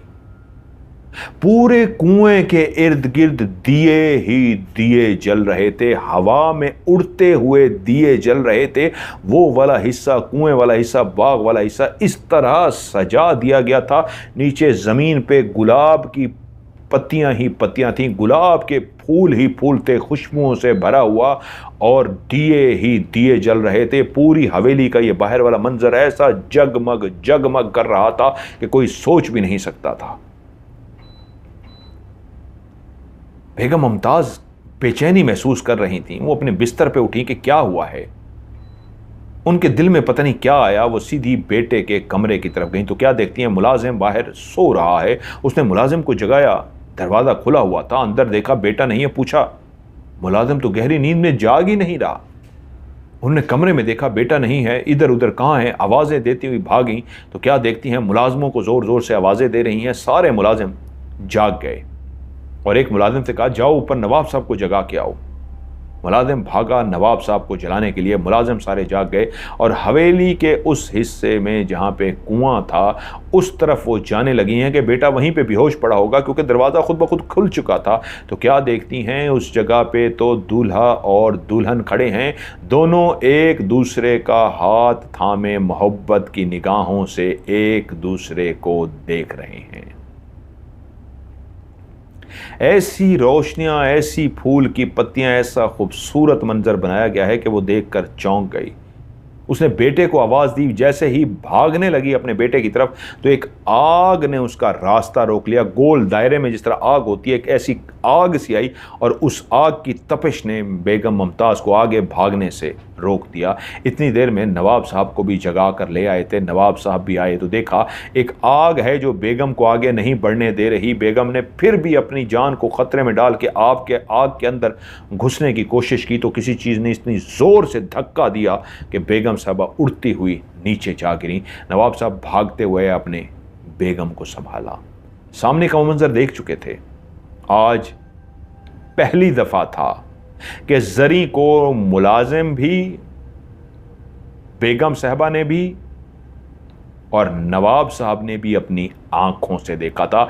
एक नीली आंखों वाली लड़की सफेद दुल्हन के लिबास में और सामने अजलान दूल्हा बना, हाथों में हाथ थे और वो उससे बोल रही थी, आज हमारी शादी है, अभी ही थोड़ी देर के बाद हमारा निकाह हो जाएगा और फिर तुम हमेशा के लिए मेरे हो जाओगे। आज दुनिया की कोई ताकत तुम्हें मुझसे जुदा नहीं हो कर सकती। अजलान आज अपनी जरी का हो जाएगा और जरी अपने अजलान की। उधर नवाब साहब बेगम साहबा को सहारा देकर उठा चुके थे और बेगम साहबा अब जो बैठी थीं, तभी उन्होंने गौर से देखा तो उस लड़की की वो आंखें उनको कुछ याद सी आईं। ये नीली आंखें, ये मैंने कहीं देखी हैं। तभी उनको याद आया, एक बूढ़ी औरत आई थी जिसको मैंने देखा था, उसकी नीली आंखें थी, ये तो वही आंखें हैं। वो समझ चुके थे कि आगे नहीं बढ़ सकते। एक मुलाजमा ने आगे बढ़ने की कोशिश की कि मैं आगे बढ़ सकूं, तो उसका भी वही हशर हुआ। एक आग की तरह थी जिसने उसको भी उठाकर पीछे फेंक दिया। तो वहीं पे नवाब साहब ने कहा, आगे कोई ना जाए। वो समझ गए थे और उसी वक्त जरी की आवाज आई, चलें, हमारे जाने का वक्त आ गया, हमेशा के लिए हम एक होने के लिए चलें। तो अजलान की आवाज आई, चलो। अब बेबस हो चुका है पूरा घर, मुलाजिम भी, नवाब साहब भी, बेगम साहबा भी, कोई कुछ नहीं कर सकता। वहीं पे एक गरजदार आवाज आई, रुको। सब चौंके। हवेली के गेट से कोई दाखिल हो रहा था और उसने दाखिल होते ही अपने हाथ में पकड़ी हुई मट्टी, जिसको उसने दम कर रखा था, पड़ रखा था, उस मट्टी पे फूंक मारी और जोर से उस मट्टी को फेंक दिया। वो मट्टी बिखर से गई और उड़ती हुई मट्टी सीधी जब जरी को जाके लगी तो जरी के मुंह से ऐसी चीखें निकली, ऐसी चीखें निकली कि वो धड़म से नीचे गिर गई। वो मट्टी उसके हाथों पे, चेहरे पे, बाकी कपड़ों की वजह से बच गई। जहां जहां पे लगी थी उस जगह पे जख्म बन गए थे, खून निकलना शुरू हो गया था, उसका चेहरा जख्मी हो गया था। और तभी वो शख्स जो अंदर दाखिल हुआ था, जिसकी किसी को उम्मीद तक न थी, वो बोला, तुझे ऐसे तो नहीं जाने दूंगा कि तू छोटे नवाब को साथ लेकर जाए। भूल गई है मैं कौन हूं? मैं वही हूं जिसने तेरी पहली इत्र की शीशी वापस इसी कुएं में फेंकी थी। जब इसने मुझे तेरे बारे में बताया था, ये बैठा कुरान पढ़ रहा था और मुझे लगा था इसके साथ कोई मामला है। मैंने कुरान पढ़ा था तो इसको नींद जो आ रही थी वो उड़ गई थी, और तभी मेरे कानों में वो इत्र की खुशबू आई थी, मेरे नाक में इत्र की खुशबू आई थी, और मैं समझ गया था ये तो इत्र वो वाला है जो जिन्नात का इत्र है। तभी मैंने उससे पूछा था और उसने मुझे सब बता दिया था, और अजलान को लेकर मैं कुएं के पास आया था, इत्र की शीशी वापस फेंक के कहा था पहली और आखिरी वार्निंग है, दोबारा इसके पीछे मत आना। मैं जान चुका था तू बहुत ताकतवर है, लेकिन मैं अभी इल्म की सीढ़ियों पे कदम रख रहा था, रूहानी तौर पे इतना ताकत नहीं था। ताकतवर बनने के लिए मैंने बहुत रियाजत की, कई साल लगा दिया, आज मैं ताकतवर हो गया हूं। पिछले कई दिनों से मैं मुसलसल ख्वाब देख रहा था कि असलान को मदद की ज़रूरत है, मदद की ज़रूरत है। आज इशा की नमाज पढ़ के मैं सोया ही था कि मैंने ख्वाब देखा कि मुझे पहुंचना है वहाँ पे, और फिर जो मैं पहले ही तैयारी कर चुका था, ख्वाब में मुझे इशारे मिल चुके थे, मैं ये पढ़ के लाया था। मट्टी आते ही तेरे ऊपर फेंक दी, मुझे पता है इस मट्टी ने तुझे गिरा दिया है, तू अभी उठ नहीं सकती, तू बहुत ताकतवर है। तूने उस अल्लाह वाले पे दरख्त गिरा के तूने उसको भी मार दिया। बिल्ली के रूप में थी ना तू, जो इधर से उधर टहल रही थी, उस अम्मा ने जो अल्लाह वाली के पास ले गई थी, डंडा तेरे सर में मारा था, और तूने उसके बाद उसके कमरे में दाखिल होकर उसे मार डाला। नवाब साहब की बेटी को तूने धक्का दिया। अस्त है कि तू रूप में आई, तूने आग के गोले फेंके, तू जो कुछ कर सकती थी तू इन घर वालों के साथ करती रही। उस अल्लाह वाली ने वो जो डोरी बना के दी थी अजलान के लिए, अगर वो काश ना उतरती तो तू आज खुद ब खुद मर चुकी होती, क्योंकि उसने कहा था चांद की 14वीं रात जब गुजर गई तो अगली रात उसके लिए मौत होगी।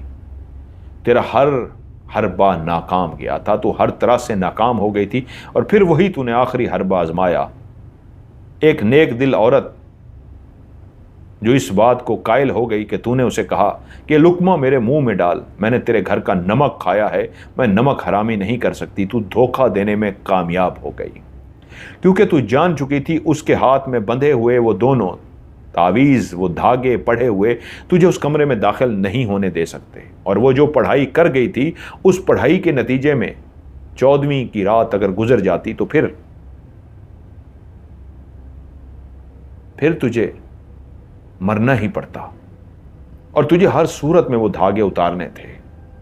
और तूने क्या किया, तूने उस बुढ़िया का रूप धार के तो बेगम साहिबा का दिल जीतने में कामयाब हो गई। तूने मक्कारी से, चालाकी से उनको कायल कर लिया कि मैंने आपका नमक खाया है, और वो अंगूठी उनके हाथ में दे दी कि जाओ वो डोरी उतारो और अंगूठी पहना दो। और वो भी जब अंगूठी पहनाने के लिए गई तो वो डोरी उनको करीब नहीं आने दे पा रही थी, क्योंकि अंगूठी तेरी थी और डोरी उस अल्लाह वाली की। उन्होंने क्या किया, डोरी साइड पे रखी, वो अंगूठी साइड पे पीछे रखी और पहले डोरियां काट दी। डोरियां क्या कटी, तेरा जादू चल गया जो उस अंगूठी पे तूने पढ़ के दिया था। और माँ नहीं जानती थी वो शादी की अंगूठी खुद अपने हाथों से अपने बेटे को पहना रही है जो तूने दी है। और आज रात तू पहुंच गई अपने महबूब को लेने, और तूने अपना जादू जो इस वक्त आग की सूरत में मौजूद था, जो किसी को करीब नहीं आने देना चाह रहा था, अब कोई भी करीब जाना चाहे तेरे जा सकता है। मैंने तेरे उस जादू को तोड़ दिया है। हां, तेरा कबीला बहुत बड़ा है। उस दिन तुझे वार्निंग दी थी, आज नहीं छोड़ूंगा, आज तुझे मार के ही रहूंगा, आज तुझे मरना होगा, आज तेरी मौत का दिन है। उसी वक्त, इससे पहले कि वो कोई और बात करते, एकदम से वो अपनी जगह से उठी और उसने अपना पंजा सीधा अजलान के चेहरे की तरफ मारा। वो चेहरे के एक हिस्से को उधेड़ते हुए चली गई। वो पंजा क्या था, वो ऐसा था जैसे कोई चीता या शेर पंजा मार के पूरे चेहरे को उखाड़ देता है। ऐसा ही पंजा उसके चेहरे पे लगा कि वो उसके चेहरे से खून बहना शुरू हो गया और वो चीखता हुआ नौजवान नीचे गिर गया। इससे पहले कि वो दोबारा पढ़ के उसके ऊपर फूंकते, वो उसी लम्हे गायब हो गई। और जैसे ही वो वहां से गायब हुई तो वहाँ पे एक औरत और मर्द जिनकी आंखें नीली थी वहीं पे हाथ बांधे खड़े थे और बोले, हमें माफ कर दीजिए, हमारे हाथ जुड़े हैं। कारी बरकतुल्ला ने आंखें खोलकर देखा और कहा, मैं उसे नहीं छोड़ूंगा। वो बोले, हमारी बेटी है, हम कबीले के सरदार हैं। हाँ, वो इसको पागलपन, जुनून, इश्क की हद तक चाहती है। हम अपनी पूरी कोशिश के बावजूद उसको पीछे हटाने में नाकाम रहे। वो अपनी जान तो दे सकती थी, इसके इश्क से पीछे नहीं हट सकती थी। हम गवाही देते हैं, हम वादा करते हैं, वो सारी जिंदगी अब नहीं आएगी। उसे माफ कर दीजिए, हमारी इकलौती बेटी है। वो चली गई है और वहां पे जैसे ही पहुंची है, हम माफी मांगने आ गए हैं, उसे पकड़ लिया गया है, हम उसे कभी नहीं आने देंगे। कारी बरकतुल्ला बोले, लेकिन उस नौजवान के चेहरे को वो खराब कर गई है। तो उसकी मां रोते हुए बोली, मेरी बेटी है ना, जानती हूं। उसे कई दफा समझाया है, वो उसके चेहरे को इसलिए खराब कर गई है कि अगर वो मेरा ना हो सका तो किसी और का भी ना हो सके। आप उसे मार भी देंगे, वो फिर से आ जाएगी। वो हमारे सरदारों में से है, उसे माफ कर दीजिए, मैं आपके आगे हाथ जोड़ती हूं। वहीं पे कारी बरकतुल्ला बोले, ठीक है, मैं उसे माफ करता हूं, लेकिन कभी वो दोबारा यहां नहीं आएगी। आप लोग इसकी कसम देंगे। उन मां बाप ने कसम दी कि आपको कोई उसके बदले में जुर्माना चाहिए, कुछ भी चाहिए, हम देने को तैयार हैं, वो वापस नहीं आएगी। और फिर वो चले गए। अजलान उस जलन को कई महीनों तक रोता रहा, बर्दाश्त करता रहा। पहले वो हिस्सा ठीक हुआ, खुरदरा हुआ, नीला पड़ गया और उसके बाद फिर वो काला स्याह पड़ गया। ऐसा बदनुमा दाग बन गया, ऐसा बदसूरत, ऐसा चेहरा जिसको कोई एक दफा देखे तो दूसरे दफा उसको कहे आ जाए। इसलिए जहां से कहानी शुरू हुई थी कि उस सर्दियों की उस रात को, वो चांदनी रात के मंजर में आज 6 सालों बाद वहीं पे खड़ा था। वो कुआं जो गैर आबाद था, वो जो कुआं वीरान था, जिसके अंदर पानी तक नहीं था, हर 14वीं की रात को कोई नहीं जानता था उसके अंदर पानी आ जाता था। आज वो कुएं के बाहर खड़ा था। आज वो मरने का फैसला कर चुका था और वहीं कुएं के पास खड़े होकर जब उसने देखा चांद आ गया है उस कुएं के बिल्कुल ऊपर, तो उसने कहा, जरी, मैं आ रहा हूं तुम्हारे पास। और उसने अपने आप को गोली मार दी और वहीं पर मर गया। गोली की आवाज सुन के सारे भाग कर तो आ गए, लेकिन वो मर चुका था। कारी बरकतुल्ला साहब ने बताया था कि वो उसके चेहरे पे जो जख्म दे गई थी वो इतना अचानक था, उसका मैं भी कुछ नहीं कर सकता। अगर मैं उसको फिर भी मार देता तो वो पूरा जिन्नात का कबीला जो बहुत ताकतवर था, वो पूरा कबीला मेरे खिलाफ हो जाता और मैं उनसे लड़ाई नहीं लड़ सकता था। उस लड़की से तो लड़ सकता था, पूरे जिन्नात के कबीले से नहीं। लेकिन वो अक्लमंद थी, वो जनूनी थी, वो आशिक थी, वो उसके चेहरे को बदनुमा कर गई। और आपका बेटा जानता था कि इस चेहरे के साथ जहां कोई एक दफ़ा देख ले तो दूसरी दफ़ा उसको उल्टी आ जाए, कौन शादी करेगा। तभी उसने फैसला किया कि मैं अपने माँ बाप को मार के जरी के पास चला जाता हूं। उसके बाद वो महल, नूर महल, वक्त के साथ साथ वीरान हो गया। उस घर के मकीन कितने सालों तक दुखी रहे और एक एक करके इस दुनिया से चले गए। इन बड़े नवाबों के दुख क्या होते हैं, इस कहानी को सुनने के बाद आपको जरूर अंदाजा हो गया होगा कि एक ऐसे दुख होते हैं जिनका मदावा कोई नहीं कर सकता। आप लोगों को ये कहानी कैसे लगी नीचे कमेंट्स में ज़रूर बताइएगा। वीडियो को लाइक कीजिएगा, दोस्तों के साथ शेयर ज़रूर कीजिएगा।